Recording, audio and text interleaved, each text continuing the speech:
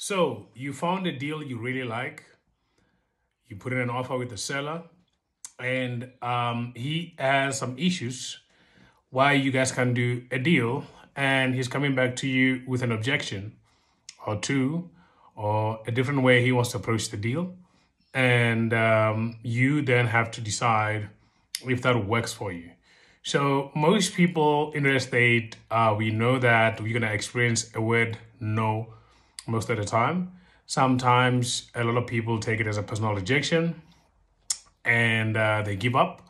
Sometimes people respond very emotionally and they try to fix things immediately. And sometimes, people take it out of context and they don't have a way to respond to actually getting the word no from the seller.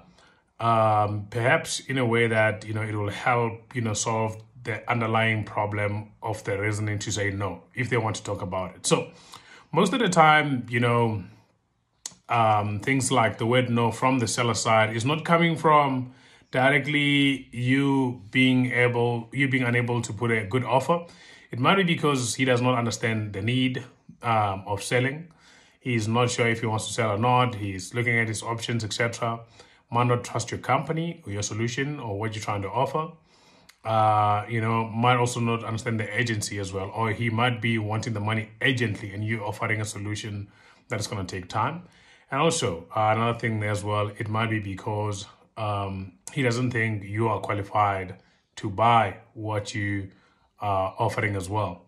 And he needs a little bit more background. So whatever it is, most of the time, if you just go and ignore to understand why you're getting a specific objection, then you might miss out on a good deal. And that is where real estate investing gets a little bit difficult for somebody who is not willing to follow the steps I'm going to be mentioning. So I'm going to give you a 4-step process on how to deal with seller objections. Look, this is not, the law. It's just a way I discovered works for me. And if it works for you, let me in the chat. And then if you have a different way as well, I would like to hear from your side as well. All right, so number 1 is the simple thing of listening. Listen to understand what exactly the issue is. Do not overreact. Do not try not to respond without understanding. And also try not to listen with your own perspective or bias. I want you to try to listen to the issue.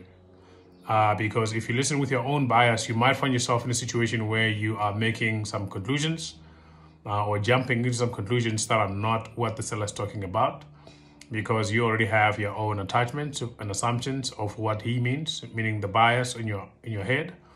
And that is where the miscommunication begins, and you might actually lose out on a deal because your response might not be the right one that he wants to get.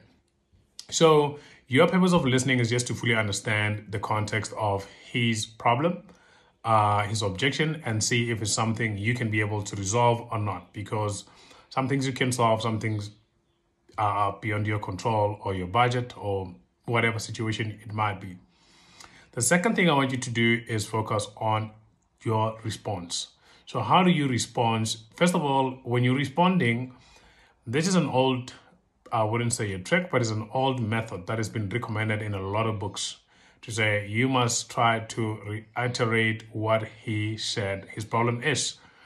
And the reason for doing that and reiterating it to him is for your understanding, number 1, and for him to see if that is the real problem. Because he might say anything, something like, I don't think we can do this deal because I'm looking at other opportunities or something like that. And if you just say, if I understand you correctly, we can't do this deal because there are possible opportunities or possible offers that you might be having. Yeah, and then he might say, yeah, and actually the real thing is, I don't think you have the money, or I want the money now, or etc. It might be something a little bit deeper than what he's telling you in the surface level. So the purpose as well is for him to actually reflect and hear you say it, so he can really know if it's the right thing. And then you can also, figure out if that thing that he's talking about can be solved like the money price, guarantees, etc. Is there any other thing that would stop the deal from happening? So that way, then you want to make sure that when you're responding as well, your idea is to listen for the real meaning of what he's saying. And then so you can be able to see if it's something you can solve or not. And if it's something you can solve, you want to give him the most effective response on his problem. And that is the most important thing as well, because you don't want to be in a situation where you are confusing the seller, you are making things difficult for him. Selling or buying a property from an investor or seller is just perhaps making their life easier. And that is your job as an investor.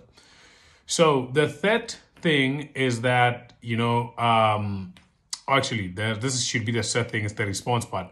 But the second part should have been the understanding part, to say you must understand that, what the seller means, and you must understand if there's anything below the surface of his response or his objection before you do the third thing, which is the response, which I touched on. I think I just went with the flow. I made a few notes here so I can remember. The third thing is just response. I've spoken about it as well, to say, try to respond as appropriately as you can, as effective as you can, as a way of solving his problem. And then also try to respond within your parameters of your negotiation of the deal. Because when you're buying a deal as a real estate investor, you want to make sure that you are buying a deal that makes financial sense. At the same time, you want to make sure that it also adds value for you buying a deal from him as well. In a way, this should be a win-win. That's the mutual beneficial principle I preach a lot with my students as well. So in short, those are the most important things that I would say you must look out for. So let's repeat again. You first listen, and then you understand, and then you respond with an effective solution. And the last part is just to make sure that the solution you offered, he's happy with it. And it's just to ask him that, so just to confirm, if we do pay the deposit of 100,000 or 200,000, and then we, instead of 150 days, we have like 130 days or 90 days for finance, would that make things easier for you? Or would that makes the deal happen? Or do we have a deal then? So you want to just repeat that just to make sure that there's no other objection, because these objections tend to come up a bit later, and they can have a impact on making the transaction a little bit frustrating. So you just want to make sure that those things are well, discussed in advance, and then that way everybody goes forward, with an understanding of how things are going to be working on that deal that you guys are doing. So otherwise, those are the 4 steps or 4 ways you can overcome objections from sellers, and when you're doing deals in real estate. And I think that's just my way that has been working for me. It took a lot of reflection to also put this thing together. I hope you guys benefit from it, but I'm also curious on how do you guys handle some of the objections, and you can comment below and let me know, your processes or your ways. I'm happy to hear about that as well. Thank you very much. Bye-bye.